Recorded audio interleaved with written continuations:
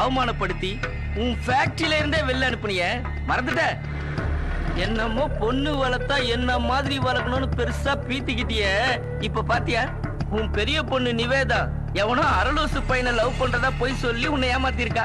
உன் கடைசி பொண்ணு வயசுக்கு வந்த 1 மாசத்துக்குள்ள விருந்துக்கு வந்தவனோட ஓடி வந்து உன்னை முழுசா பைத்தியமாக்கிட்டா. உன் கெட்ட நேரத்தை பாத்தியா? ஓடி வந்தவன் என் ஆட்டோல தானே ஏறணும். உனக்கு எவ்வளவு பணம் என்ன தரேன்? மரியாதையை என் பொண்ணை கொண்டு வந்து எங்கிட்ட ஒப்படைச்சிரு. நீ எத்தனை கோடி கொடுத்தாலும் உன் பணம் யாருக்குடா வேணும்?